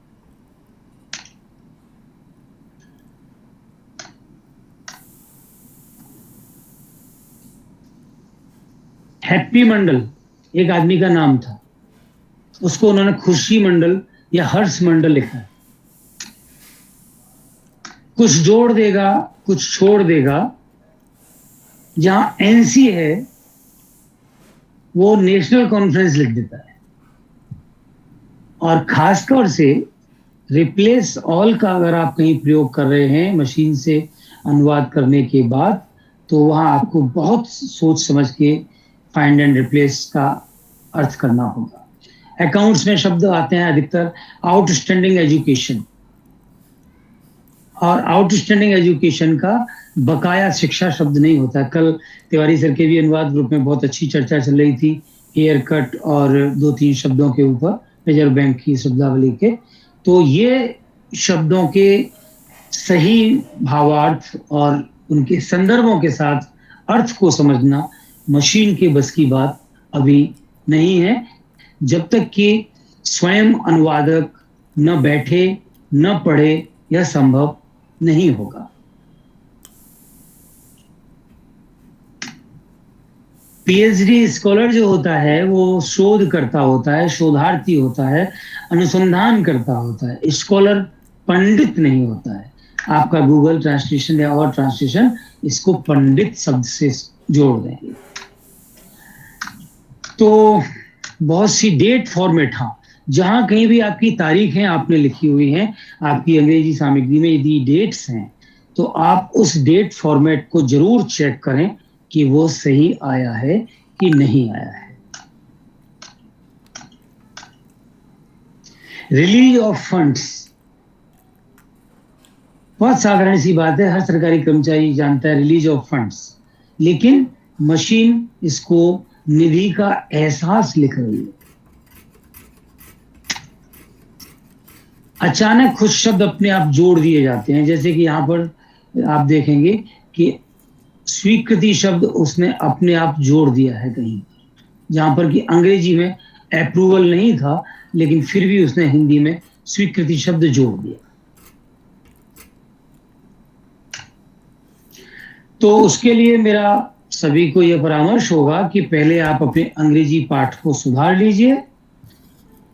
अगर मशीन से भी अनुवाद कराना है तब भी एक बार अंग्रेजी सामग्री को या स्रोत भाषा की सामग्री को जरूर पढ़िए। कहीं कॉमा, कहीं हलंत, कहीं फुल स्टॉप, कहीं स्पेलिंग गलत, उन चीजों को ठीक कर लीजिए, क्योंकि मशीन आपकी गलत स्पेलिंग का सही अनुवाद करके आपको नहीं देगी। ड्यूटीज जो होता है, वहां पर फाइनेंस का जब मामला होगा तो ड्यूटीज शुल्क है, कर्तव्य नहीं है। डेप्रिसिएशन सिर्फ विवरण नहीं होता, डेप्रिसिएशन अवमूल्यन होता है, लेकिन मशीन डेप्रिसिएशन का अर्थ विवरण कर रही है। एक जगह इसी डेप्रिसिएशन का अर्थ वेतन वृद्धि भी कर दिया है। अंकों के अनुवाद के बारे में मैंने बताया। कैपिटल, जहां शब्द कैपिटल आएगा, फाइनेंस का अनुवाद आप करेंगे तो कैपिटल फंड, कॉर्पस, उनको मशीन नहीं समझ पाएगी, वो कैपिटल को राजधानी लिखेगी। कमिटमेंट शब्द अधिकांशतः हमारे कागजों में आता है, वो उसको कमेटी लिख देती है।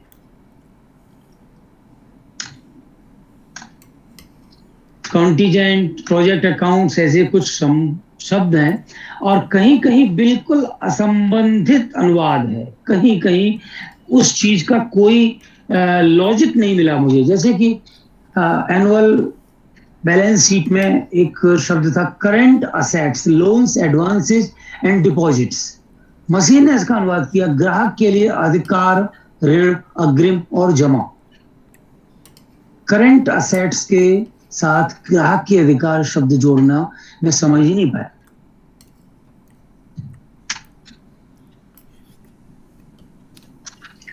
तो इस तरह से ये बहुत लंबा चौड़ा विषय है। मैंने कोशिश की कि मैं थोड़ा सा इसकी स्पर्श करता हुआ आपसे निकलूं। गूगल के अनुवाद को और फिर माइक्रोसॉफ्ट के अनुवाद को भी आप देखें तो आपको काफी कुछ समानता और असमानता मिलेगी। आप किसी भी मशीनी अनुवाद की प्रक्रिया का, प्रविधि का पालन करें, सहायता लें, लेकिन हमेशा ही आप अपने ऊपर ज्यादा भरोसा रखें। जिस तरह की चिड़िया को भरोसा डाल का नहीं होता है, अपने पंखों का होता है। डाल टूट भी सकती है, चिड़िया पंखों से उड़ना जानती है। तो मेरा अपने सभी हिंदी अधिकारियों से, हिंदी अनुवादकों से ये निवेदन है कि हमेशा अपनी कला, अपनी कुशलता, अपने कौशल पर विश्वास करें, न कि मशीन की शॉर्टकट सुविधा को अपनाएं। यह आपको आना चाहिए कि उसका आप उस विज्ञान का प्रयोग कैसे विवेक से करें कि वो आपके कौशल में अभिवृद्धि करे, न कि आपके अपमान का और आपकी उपेक्षा का कारण बन जाए। इतने अच्छे शब्द हैं, जियोसेंट्रिक, हेलोसेंट्रिक। अब ये शब्द जब आप शब्दकोश देखेंगे, ई महाशब्दकोश, आपको इनके अच्छे शब्द मिलेंगे। जियोसेंट्रिक भू केंद्रित, हेलियोसेंट्रिक सूर्य केंद्रित। लेकिन मशीन के पास हमारे इतने दो अच्छे शब्दों की संकल्पना नहीं है अभी, तो ये ऐसे ही लिख दिया।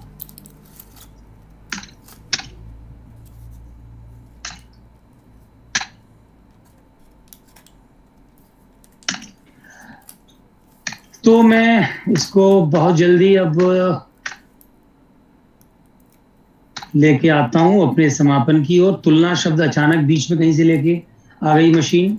संबोधन के स्थान पर पता कर दिया। प्लेनरी सेशन शब्द की संकल्पना मशीन को नहीं पता कि संपूर्ण सत्र या वार्षिक सत्र जो हमारा संदर्भ होता है उसके हिसाब से हम लिखेंगे।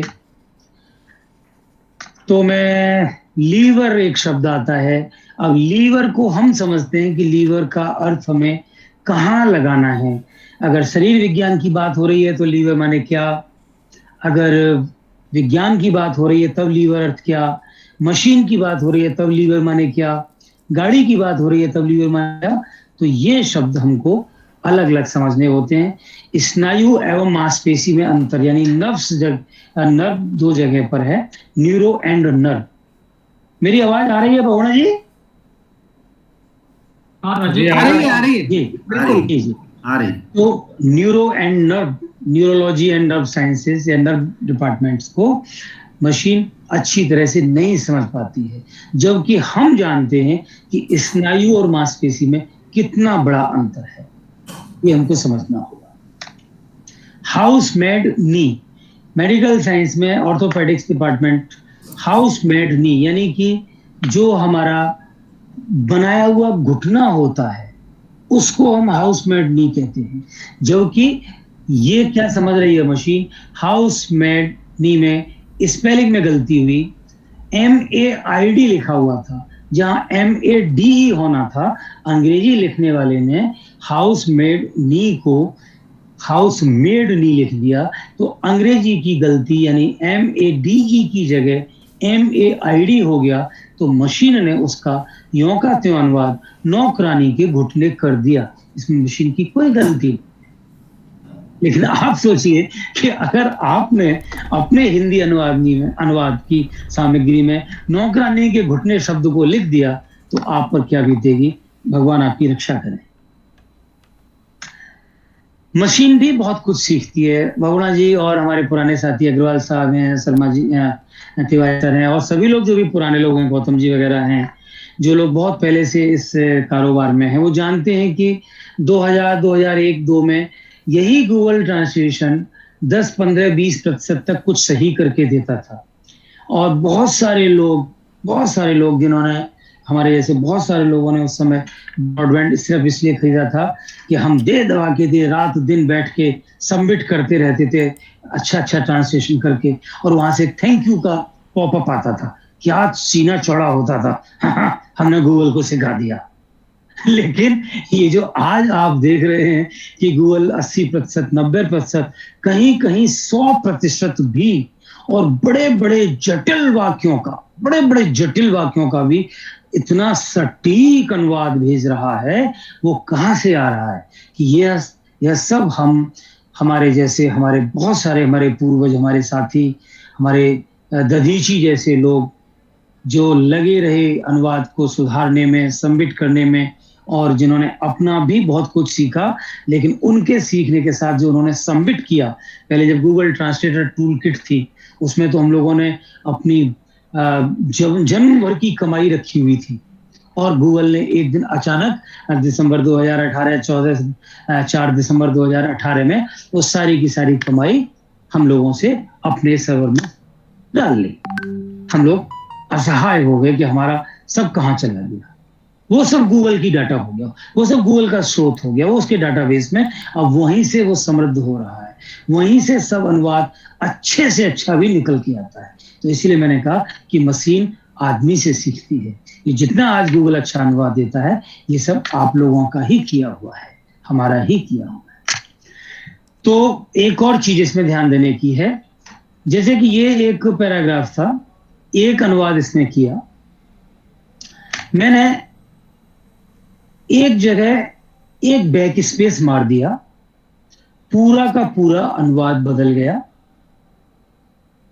क्योंकि मैं इस अनुवाद से संतुष्ट नहीं था, मैंने पढ़ा, मैंने कहा नहीं, ये अनुवाद नहीं हो सकता। इसके बाद मैंने एक जगह बैक स्पेस मार दिया, जहां मुझे थोड़ा सा जगह ज्यादा दिखाई दी, पूरा का पूरा अनुवाद बदल गया। फिर मैंने उस बैक स्पेस में से एक संख्या हटा दी, फिर पूरा का पूरा अनुवाद बदल गया।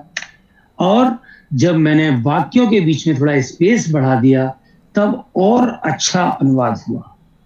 तो यह भी एक तरीका है कि मैंने और से पहले एक और के बाद एक एंटर और मार दिया, तो अब अनुवाद और अच्छा हो गया। तो ये चीजें आप लोग थोड़ा प्रयोग करते रहेंगे तो मशीन के साथ आपकी दोस्ती, सहभागिता, गठबंधन, जुगलबंदी और अच्छी हो जाएगी और आप ज्यादा से ज्यादा और अच्छा सीखते चलेंगे। मशीन को हमें अपनी मजबूरी नहीं बनाना है, अपना सहायक बनाना है। और अगर हम इस सुविधा का प्रयोग करते हुए अपनी कंठस्थ की सुविधा को अपने सहायक अनुवादक के रूप में विकसित करेंगे, प्रशिक्षित करेंगे, तो और अच्छा होगा। मशीन सांस लिख रही है, लेकिन हम सांस क्रिया नहीं कहते हैं, हम श्वसन प्रक्रिया या श्वसन क्रिया कहते हैं।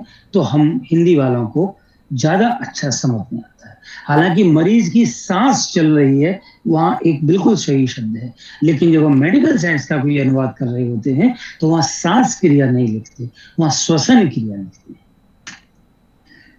अंग्रेजी की फुटबॉल में जो पेनल्टी होती है, वो दंड से नहीं आप उसको समझा सकते, वह दंड शब्द नहीं है, वो पेनल्टी ही है, लेकिन मशीन उसको दंड लिखी। गोल 2 बार आ गया, गलत अनुवाद है, वो तो मैं आपको बता ही चुका हूं, कई बार बहुत गलत होता है, इसीलिए उसे ज्यादा मत करिए। आप देखिए, एक अनुवाद है फुटबॉल में होता है कि गेंद कहां रखी है, तो वो उसका, यदि बचाव करने वाली टीम को अपनी गोल लाइन पर मारती है तो गेंद किस तरह की किक वापस लाती है, ये फुटबॉल में कोई नहीं समझ पाया। तो आपको बॉल, किक, पेनल्टी, गोल, इन चीजों को अंग्रेजी में ही रख के अपनी संकल्पना को, अपने भावार्थ को स्पष्ट करना होगा। सावधानी और चेतावनी 2 अलग अलग शब्द हैं, दोनों की संकल्पना अलग है। प्रिकॉशन में क्या लिखना है ये आपको समझना होता है, मशीन इसको नहीं समझती है। अब देखिए, एक बहुत, the clock runs out and buzzers go of, ये खेल में आता है। अब मशीन इसका अनुवाद करती है, घड़ी खत्म हो जाती है और गुलजार चले जाते हैं। वाह वाह वाह वाह वाह वाह वाह। तो ऐसे अनुवाद से तो आपको वाह वाह वाह वाह ही करना पड़ेगा। तो इस मशीन के अनुवाद के साथ आपको बहुत चैतन्य मस्तिष्क के साथ रहना होगा। डेड बॉल, गेंद मर गई। रिंग और बैकबोर्ड के बीच एक लाइन बॉल लॉज है।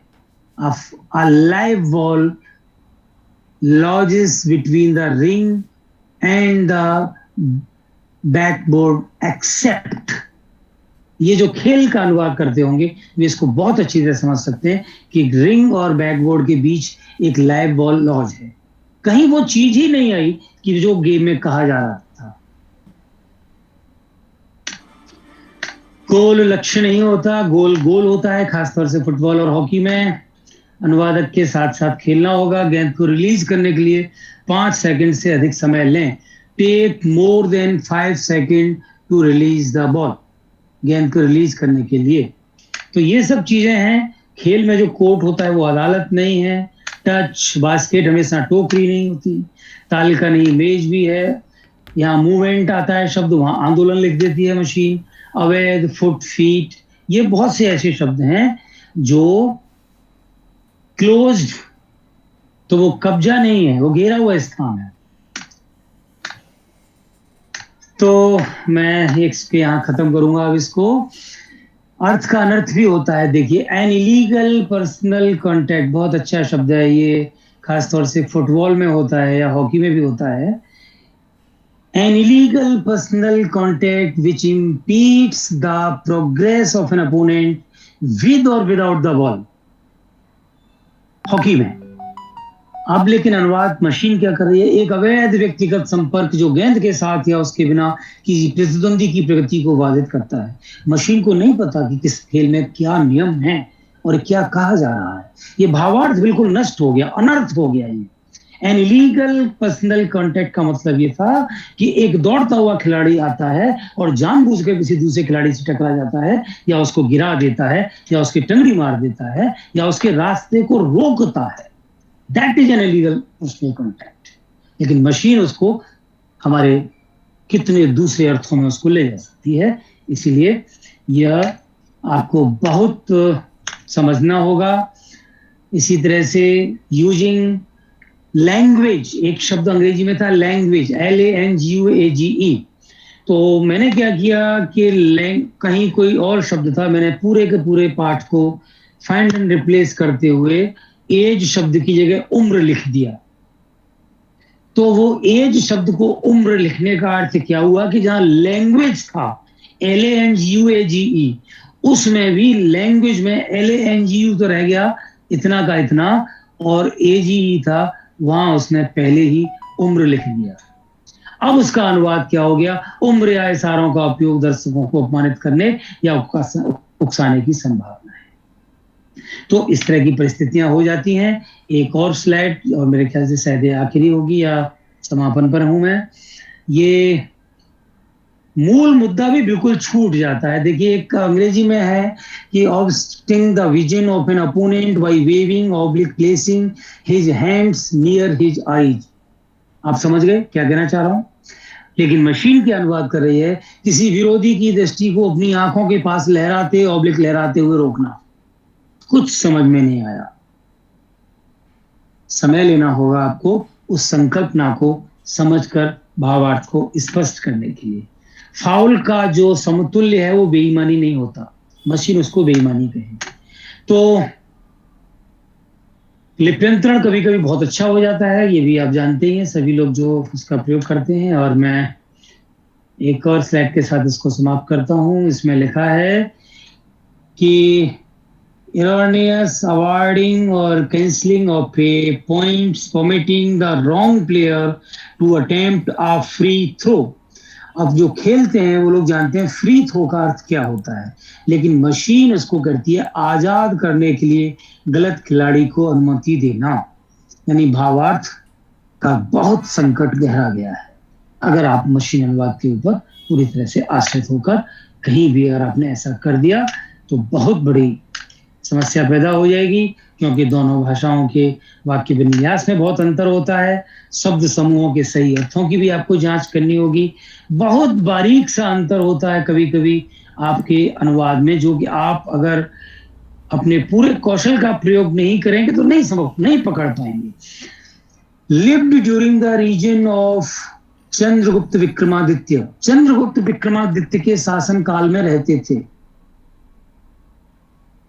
रीजन ऑफ चंद्रगुप्त विक्रमादित्य का शासन काल, क्या रीजन का अर्थ, अगर ये रिजिम होता तब शासनकाल हम स्वीकार करते, लेकिन ये उस परिक्षेत्र की बात कही गई है कि उसके राज्य में रहते थे। तो बहुत बारीक से अंतर के साथ भावार्थ बदल जाता है। आप सभी लोग इसको जानते हैं। प्रमोशन के लिए बाजार में तो प्रचार होता है, लेकिन यहाँ पदोन्नति है। सरकारी आदेश में एक प्रमोशन का ऑर्डर था, उसमें उसने प्रमोशन का प्रचार लिख दिया। तो इस तरह का भी संकट खड़ा हो जाता है भावार्थ का। कभी कभी अनुवाद नहीं होते हैं। सैंक्शन का अर्थ स्वीकृति, अनुमति, प्रतिबंध, तीन होते हैं, लेकिन मशीन तीनों संकल्पनाओं को नहीं समझ सकती कि ये सैंक्शन इम्पोज्ड है या अप्रूवल है या परमिशन है। यहां देखिए, those employees who has outstanding APAR in last 5 years। अब ये आउटस्टैंडिंग किसी कर्मचारी की जब एनुअल रिपोर्ट लिखी जाती है उसमें बहुत अच्छे के लिए आउटस्टैंडिंग आता है, मशीन के लिए वह शब्द बकाया है। उस संकल्पना से मशीन का कोई परिचय नहीं है।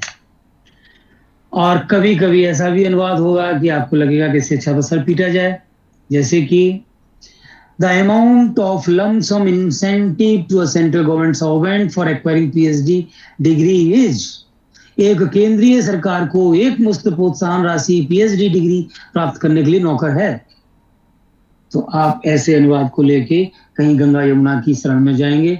मैं यही प्रार्थना कर सकता हूं कि आप इस तरह की किसी परिस्थिति में न फंसेंगे, मशीन अनुवाद की सीमाओं को समझेंगे। बहुत सी चीजें हैं जहां पर कि मशीन बहुत फेल हो जाती है, बहुत अनुचित भावार्थ करती है। What are ground under which temporary withdrawal from GPF public CPF can be made. वह कौन सी जमीन है, यहाँ ग्राउंड का अर्थ क्या है, हम सब सरकारी कर्मचारी समझ सकते हैं। यहाँ पर आधार है, कौन सी स्थिति है, कौन सी परिस्थिति है, कौन सा कारण है, लेकिन मशीन के लिए ग्राउंड का अर्थ जमीन ही है। तो मैं समझता हूं कि मैंने आपका बहुत समय लिया। आर्टिकल शब्द यहाँ पर आता है, मशीन ने उसको अनुच्छेद नहीं लिखा, लेख लिख दिया।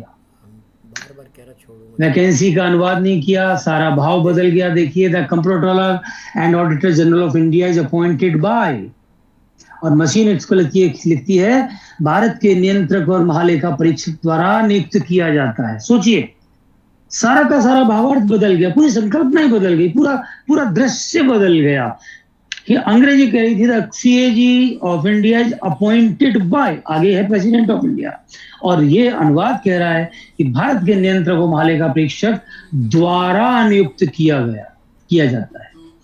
तो इस तरह का संकट आपके साथ बहुत रहेगा, खास तौर से वैज्ञानिक अनुवाद यदि आप कर रहे हैं जहां पर कि समीकरण आते हैं, उनमें आप बहुत सावधानी से देखें कि उन समीकरणों का अनुवाद सही हुआ या नहीं हुआ। यहां पर समीकरण था y = a + by, और इन्होंने by को द्वारा कर दिया, और ये इसके साथ ही बहुत सी समस्याएं हैं। मैंने कोशिश की कि आपको मैं थोड़ा सा इन चीज़ों की जानकारी दे दूं। ज़्यादा तो बहुत बड़ा विषय है, और उनके विषय में आप कुछ लोग मुझसे ज़्यादा भी जानते हैं, कुछ हमारे बड़े विद्वान लोग हैं हमारे, जो कि इस विषय को फिर कभी और आगे और रखेंगे। दो ही चीज़ें, मशीन का अनुवाद रनअवे भाग लो या रनअवे पार्टिसिपेट, ये भी समझने के लिए मैंने आखिरी स्लाइड रखी थी। और मैं अपने आदरणीय OP अग्रवाल जी का, कृष्ण तिवारी जी का, श्याम बाबू शर्मा जी का, राजेंद्र वर्मा जी का, मोहन रोगना जी का, आप सभी का, विजय नगरकर जी और गौतम सर, बाकी जितने भी हमारे विद्वान साथी, वरिष्ठ साथी, मेरे सहयोगी, मेरे मित्र, जो भी लोग यहाँ पर जुड़े हुए हैं, मैं सभी का हार्दिक धन्यवाद देता हूँ कि उन्होंने मुझे ये अवसर प्रदान किया। बहुत बहुत धन्यवाद। बहुत बहुत धन्यवाद राजीव जी आपका। और आपने लगभग कितनी 200 से ज़्यादा स्लाइड्स में बहुत व्यापक ढंग से मशीन अनुवाद की सीमाएं और उसके अनुवाद के बारे में बताया। तो निश्चित ही हम लोग आज लाभान्वित हुए, और मुझे आशा है कि इसके बारे में हम सभी लोग और भी अच्छा अपने अपने मशीन पर, अपने अपने कंप्यूटर पर जब अनुवाद करें तो सभी लोग इसके बारे में ध्यान दें कि अनुवाद वह नहीं है जो मशीन कर रही है, बल्कि उसमें जब तक मनुष्य का मस्तिष्क का प्रयोग ना होगा तब तक अनुवाद हो ही नहीं सकता। मैं तो ये मानता हूँ कि जब मनुष्य मस्तिष्क का कोई विकल्प नहीं है अनुवाद के मामले में, और वो भी हिंदी और अंग्रेजी के मामले में। दूसरी भाषाएं जो एक ही परिवार की भाषाएं हैं, हो सकता है वहाँ पर कुछ सुविधाएं हों, कुछ अच्छा अनुवाद हो, लेकिन हिंदी और अंग्रेजी के विषय में यह जब तक मनुष्य मस्तिष्क उसमें काम नहीं करेगा तब तक अनुवाद नहीं हो सकता है। एक अच्छा अनुवाद नहीं हो सकता है। बहुत बहुत धन्यवाद रावत जी। अब मैं धन्यवाद ज्ञापन के लिए 3 क्वेश्चन आए हुए हैं या अगर कोई सवाल हो तो ले सकते हैं। नहीं, जी। 3 प्रश्न आए हुए थे। जी। ठीक है, चैट बॉक्स में आप पढ़ दीजिए श्याम जी। एक डॉक्टर मोनू सिंह का था, उसका जवाब तो अंकित शर्मा जी ने दे दिया है कि चंद्रबिंदु और क्या नाम है अनुस्वार में अंतर क्या है, तो उसका अंकित शर्मा जी ने कर दिया था जी। अच्छा, एक डॉक्टर नरसिंह राव सहायक प्रोफेसर तेलंगाना है, उन्होंने कहा है कि क्या कंठस्थ का प्रयोग सामान्य लोग भी कर सकते हैं? सभी कर सकते हैं। हाँ, कंठस्थ का प्रयोग सामान्य लोग कर सकते हैं सर। कंठस्थ में जब आप रजिस्ट्रेशन में जाएंगे, rajbhasha.gov.in के जब टूल से आप कंठस्थ का वो जो रजिस्ट्रेशन वाला पेज खुलेगा, तो उसमें जहाँ मंत्रालय या विभाग पूछा जाएगा, अगर वहाँ आप कोई विभाग मंत्रालय नहीं लिखते हैं और नीचे आते जाएंगे अदर्स लिख देंगे, तो वहाँ आप अपने बारे में, आपका चाहे वो कॉलेज है, चाहे वो सरकारी है या नहीं है, आप व्यक्तिगत रूप से भारत के नागरिक हैं, तो आप वहां पर अपना परिचय देते हुए अपना पंजीकरण कर सकते हैं। जी, बहुत अच्छा। और एक निरुपम कुमार जी हैं, उन्होंने कहा है कि एसोसिएट डीन, उसका हिंदी अनुवाद चाह रहे थे वो।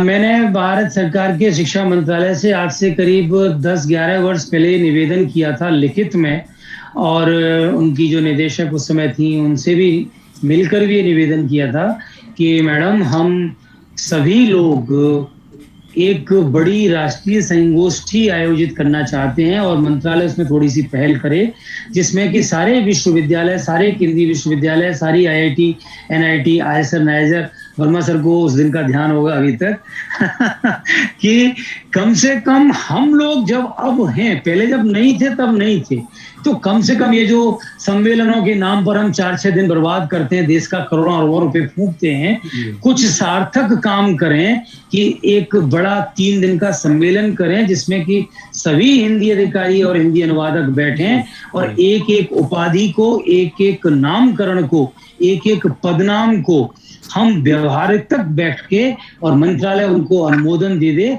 और सारे देश के सारे विश्वविद्यालय UGC उसको एक गजट निकाले और वही सब लोग प्रयोग करें। लेकिन भगवान की कृपा से न वो कभी हुआ न होगा, उनके पास समय नहीं है। अपना काम से हमारे पास 9 मन तेल गंगू तेली हो रहा है। लेकिन आज जो आपका मूल प्रश्न है, हम जो लिख रहे हैं एसोसिएट डीन को सह संकाय अध्यक्ष लिखते हैं। कहीं कहीं डीन के लिए अधिष्ठाता शब्द भी है, BHU अधिष्ठाता शब्द प्रयोग करती है, तो वह भी उनका अपना मामला है। वहां पर उस समय BHU के भी हिंदी अधिकारी मेरे मित्र हैं, वो भी थे और हम सबने निवेदन किया था। और मैं अभी भी मैंने ये कई बार चिट्ठियां दी हैं उनको और अपनी वार्ताओं में कहता हूं कि कम से कम हम एक इतना बड़ा काम कर दें कि एक बुकलेट निकाल दें, एक पुस्तिका निकाल दें और UGC और AICTE और शिक्षा मंत्रालय इसको अप्रूव कर दे कि पूरे देश के विश्वविद्यालयों में यह नाम, यह पदनाम, उपाधि का यह नाम, विभाग का यह नाम ही परिचालित होगा। लेकिन अफसोस है कि ऐसा हो नहीं पाया। श्याम जी, और कोई सवाल है? और कोई नहीं है। अगर और कोई लोग पूछना चाहते हैं तो पूछ सकते हैं अभी। हाँ, अभी तो 53 लोग हैं, 53-55 लोग हैं। पंसारी जी ने हाथ उठाया है। पंसारी जी, हरिराम पंसारी जी। पंसारी सर के हाथ उठाने के बाद तो मेरा गला ही बंद हो जाएगा। सभी को नमस्कार। जी नमस्कार सर। पंसारी साहब नमस्कार। मैं थोड़ा सा और अपडेट करना चाहूंगा जी सर जी, कि अभी जितनी भी स्लाइड्स आपने गूगल ट्रांसलेट वगैरह की दिखाई है, तो मैंने अपने जीवन में कभी इनका प्रयोग किसी ऑफिशियल कार्य के लिए नहीं किया। मैंने अपने जो कैट टूल्स हैं, कंप्यूटर एडेड ट्रांसलेशन टूल्स, जैसे कि वर्डफास्ट, मेटाटेक्सिस आदि कई, ओमेगा टी, इन सब का प्रयोग किया और इनसे जो मेमोरी बनी उनको अनुसारक के लिए विनीत चैतन्य जी को डोनेट कर दिया।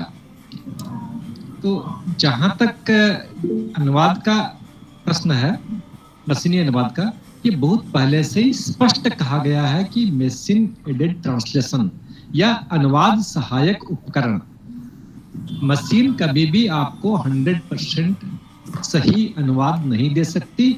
ये आपको अनुवाद में थोड़ा सहयोग कर सकती है।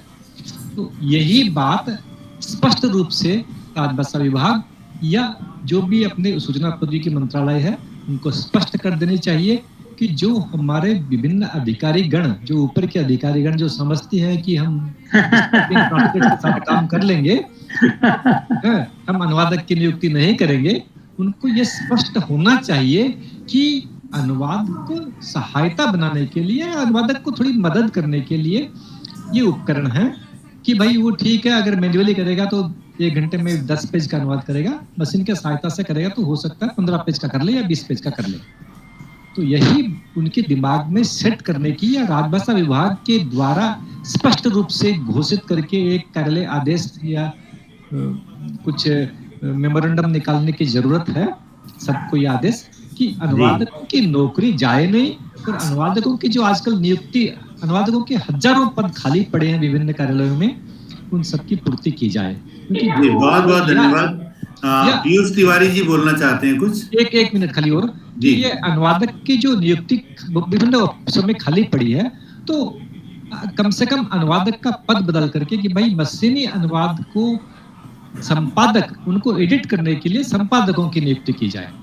अगर वो नहीं चाहते हैं अनुवादकों की, तो कम से कम ऐसे हिंदी अधिकारियों की या ऐसे संपादकों की नियुक्ति की जाए जो कि मशीनी अनुवाद को एडिट कर सके या उसको संपादन कर सके। धन्यवाद। जी धन्यवाद। पीयूष तिवारी जी कुछ कहना चाहते हैं। पीयूष तिवारी जी साहब, आप आमंत्रित हैं।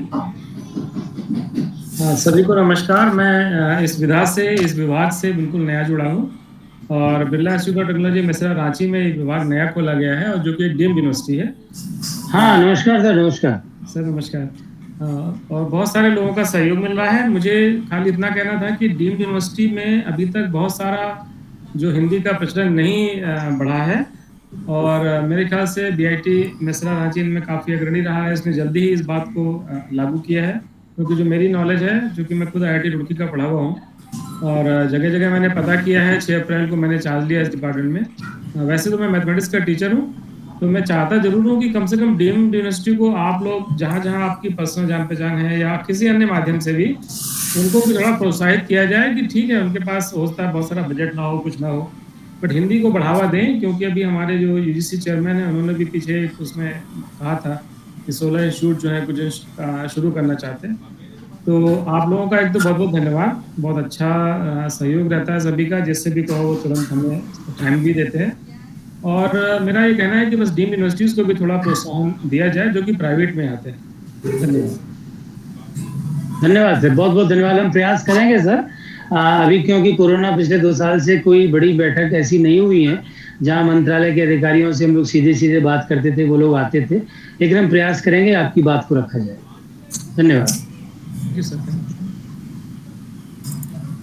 आलोक कुमार सिंह जी ने भी हाथ उठाया हुआ है। जी आलोक जी। तो सभी लोगों को नमस्कार।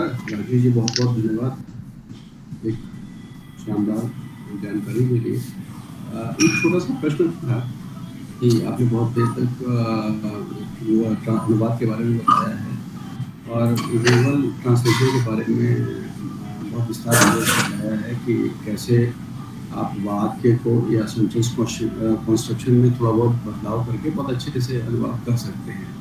क्या गूगल ट्रांसलेट के अलावा कोई और दूसरा है जिसमें हमें और सहायता मिल सकती है?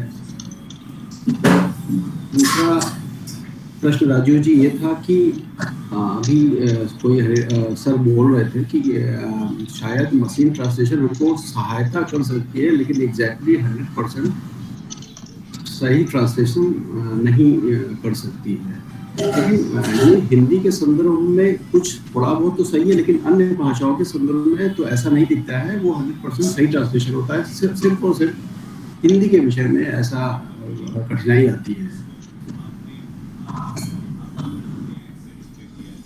हाँ सर, इसमें आपकी बात बिल्कुल सही है कि अन्य भाषाओं में ऐसा संकट कम है, भारतीय भाषाओं में संकट थोड़ा ज़्यादा है, क्योंकि हमारे यहाँ वाक्य विन्यास और सांस्कृतिक आधार दोनों बहुत अलग अलग होते हैं। नंबर 1। नंबर 2, न कि गूगल, मैंने बीच में 2 स्लाइड और थी, 2-3 स्लाइड जिनमें कि ये जानकारी दी थी कि न कि सिर्फ गूगल, और भी बहुत से तरीके हैं जहां से हम इन अनुवाद की सहायता ले सकते हैं। जैसे कि आजकल तो आप सीधे सीधे वर्ड में भी ट्रांसलेट कर सकते हैं, जिस डॉक्यूमेंट में आप काम कर रहे हैं उसमें भी ट्रांसलेट कर सकते हैं।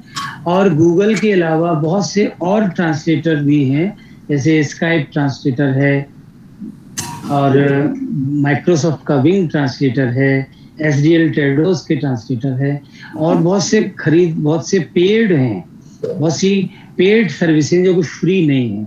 गूगल क्योंकि पूरे विश्व में सर्वसुलभ है, अधिकांश लोगों के पास ये सुविधा है, इसीलिए वह सबको अपना जैसा लगता है, और इसीलिए वो इतना यूजर फ्रेंडली, मित्रवत व्यवहार करता है कि वो कुछ ना कुछ आपको दे देता है। जैसे, और उसकी एक गूगल ट्रांसलेट ही नहीं, उसकी जो शाखाएं प्रशाखाएं निकल रही हैं, जैसे कि वो ऐप बना के डाल दिया, आई ट्रांसलेट डाल दिया, गूगल लेंस डाल दिया, तो वो जो उसकी टेक्नोलॉजी मल्टी डायरेक्शनल जो विकास कर रही है, इस वजह से सबको लगता है कि गूगल ही है, जबकि और भी प्लेयर इस मार्केट के हैं।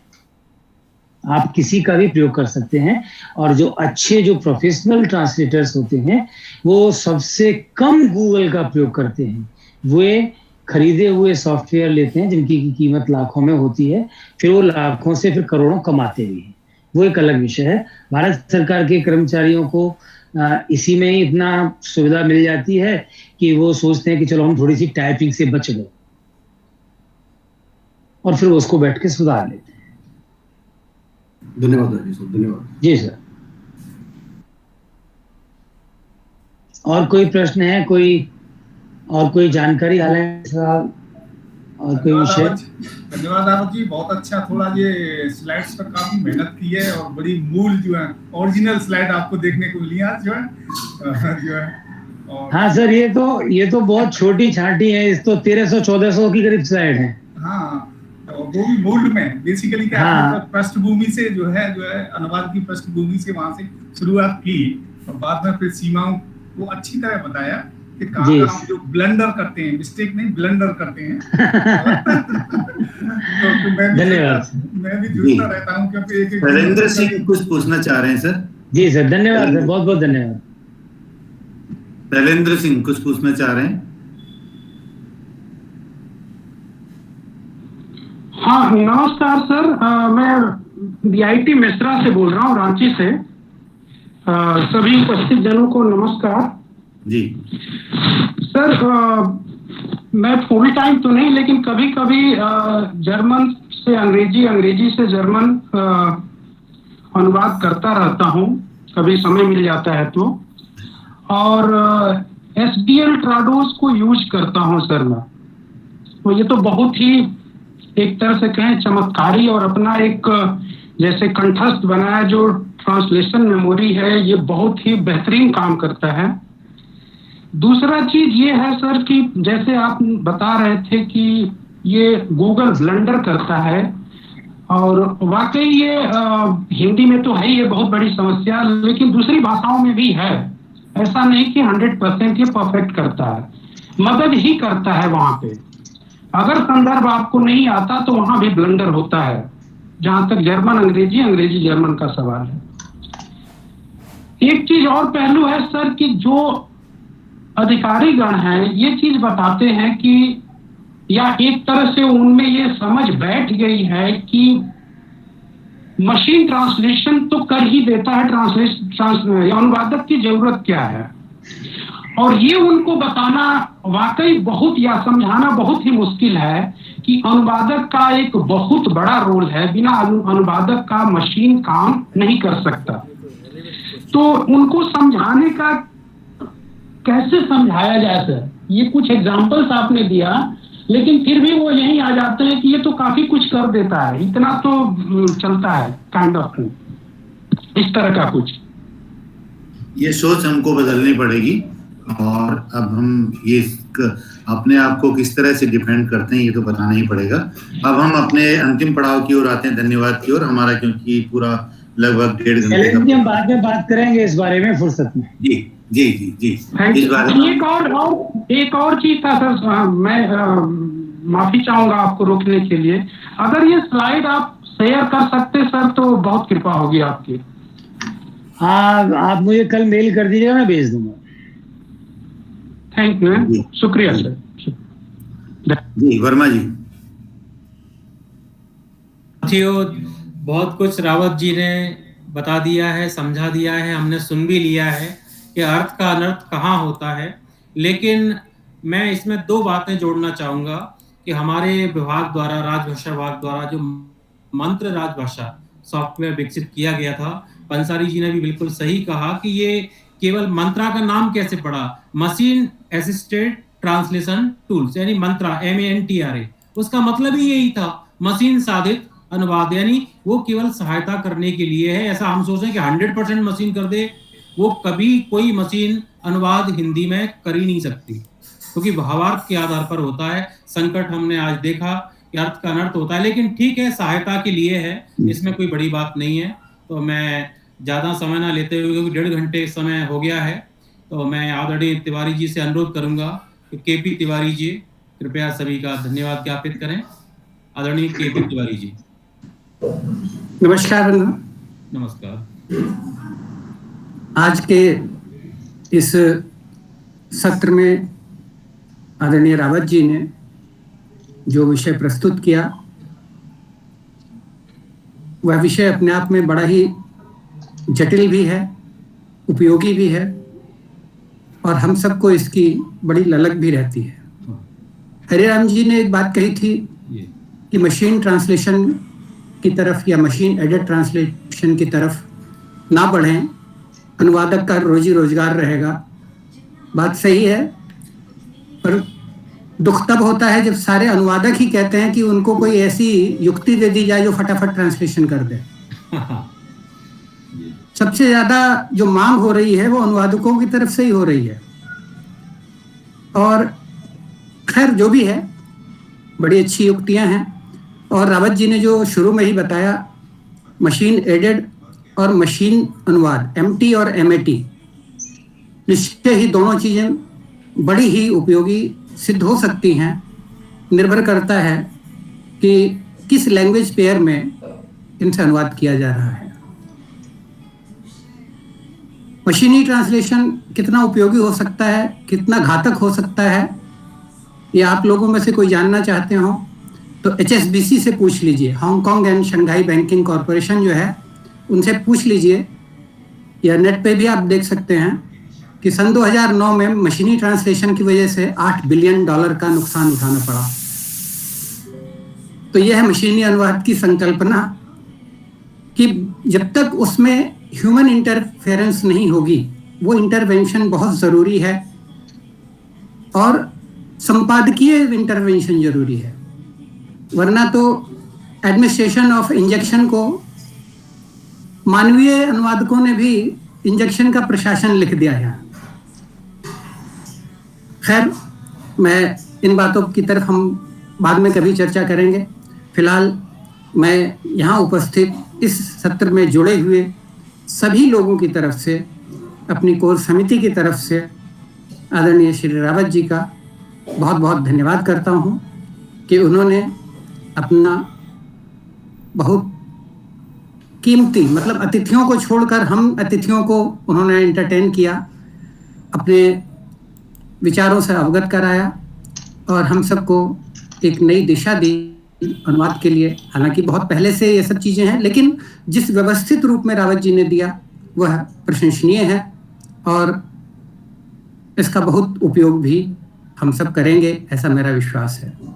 इसके साथ ही मैं उन सभी लोगों का भी धन्यवाद करता हूं जो अपनी अपनी मशीनों की सहायता से, नेट की सहायता से अपने कई काम छोड़कर हमारे साथ जुड़े, और यहाँ जो व्याख्यान हुआ रावत जी का, उसका लाभ उठाया। कुछ के प्रश्न भी आए, कुछ के प्रश्न अनुत्तरित भी रह गए होंगे, चिंता न कीजिए। आप सब अपने प्रश्नों को हमारे टेलीग्राम ग्रुप में, समूह में डाल दीजिए, वहाँ इनके उत्तर देने का प्रयास किया जाएगा। और इसके साथ ही मैं एक बार पुनः सभी अपनी कोर समिति के सभी सदस्यों का भी धन्यवाद करता हूं कि उन्होंने इस कार्यक्रम को बहुत गहराई से लिया, समझा और इसको पूरी तरह से प्रचारित किया और सब लोगों को जोड़ने में सफल रहे। श्याम बाबू जी का विशेष धन्यवाद, पूरे बैनर वगैरह बनाने में जो वो दिलचस्पी दिखाते हैं, जो तेजी दिखाते हैं, अनुकरणीय हैं। और बहुगुणा जी, वे तो बिल्कुल आधार स्तंभ हैं, वे इस समूह को भी आगे ले चल रहे हैं, अन्य समूहों को भी वो इसी प्रकार से आगे बढ़ा रहे हैं। तो बहुगुणा जी का तो धन्यवाद है ही कि वो सबको जोड़ रहे हैं, और हम सब जोड़ने वालों का, सभी लोगों का धन्यवाद। और एक बार पुनः रावत जी को धन्यवाद कि उन्होंने हम सबको इतनी गहरी बातों से, इतनी उत्तम प्रकार से, तरह तरह के उन्होंने जो संकलन किए अनुवाद के, उससे हम सबको अवगत कराया, अशुद्धियों के बारे में बताया, उनके सुधार के बारे में बताया और सतर्कता के बारे में बताया। तो मैं समझता हूँ हम सभी इससे लाभ उठाएंगे और रावत जी को और भी ज़्यादा परेशान होंगे कि भाई अब ये भी और बताइए, बताते रहिए। तो पुनः एक बार सभी मित्रों का, सभी मंडली का, समूह के सभी सदस्यों का पुनः हार्दिक धन्यवाद कोर समिति की तरफ से, मेरी तरफ से बहुत बहुत धन्यवाद जी। बहुत बहुत धन्यवाद। सही का बहुत बहुत धन्यवाद। आज तो बहुत पुराने साथी जुड़े, कुल उपाध्याय हैं, ईश्वर यादव हैं, हमारी DRM मैडम हैं, प्रधान मैडम हैं, बहुत सारे